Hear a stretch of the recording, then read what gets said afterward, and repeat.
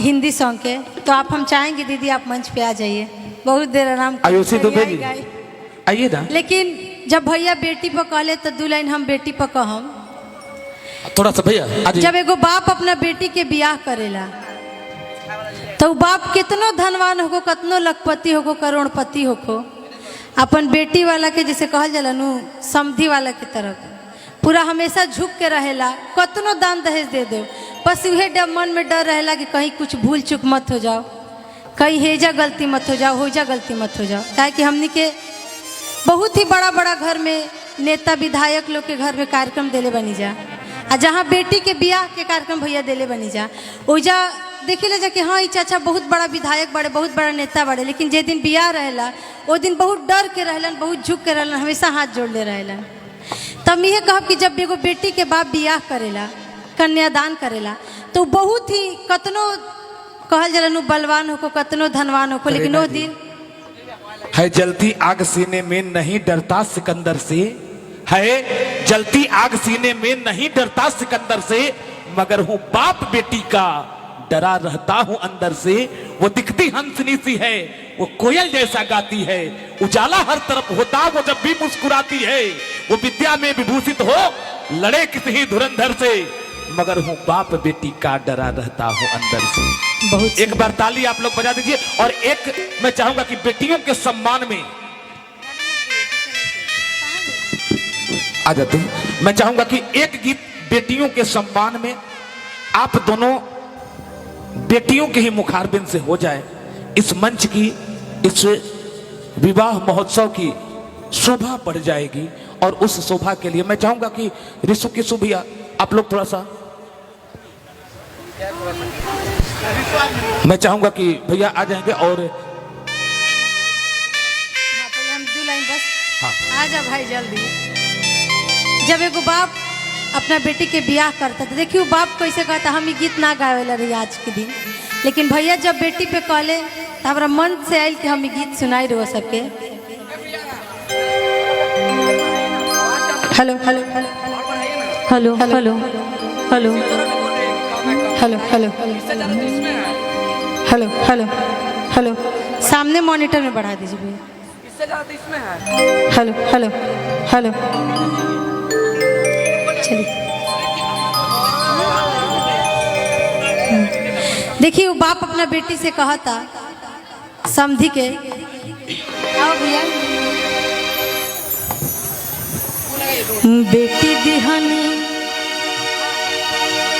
बेटी दिहनी काढ़ के कर जवा हो, बेटी दिहनी काढ़ के कर जवा हो, दहेजवा अब कलेब समधी जी, बेटी दिहनी काढ़ के कर जवा हो, दहेजवा अब कलेब समधी जी, पेट कट पढ़वनी कॉलेज हो, पेट कट पढ़वनी कॉलेज हो, दहेजवा अब कलेब समधी जी, बेटी दिहनी काढ़ के कर जवा हो, दहेजवा अब कलेब समधी जी। भैया जौन फरमाइश है हम कहब दीदी से उगावे के, लेकिन यही में एगो लाइन बा, जब इहे डर से माई बाप अपन कोखे में जब जाना था कि लड़की बिया तो ओकरा के मार दिया जाता कि दहेज देवे के पड़ी, तो बेटिया जब मर जाती है तब कहती अपन बाप से, निर्दयी पापा जी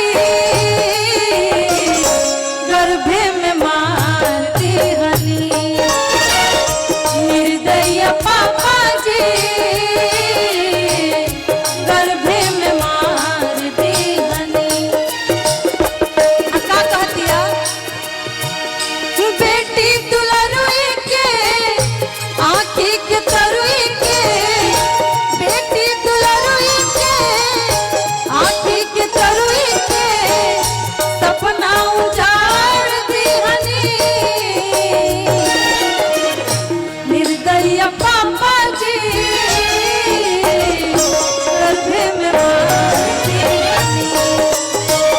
निर्दयी पापा जी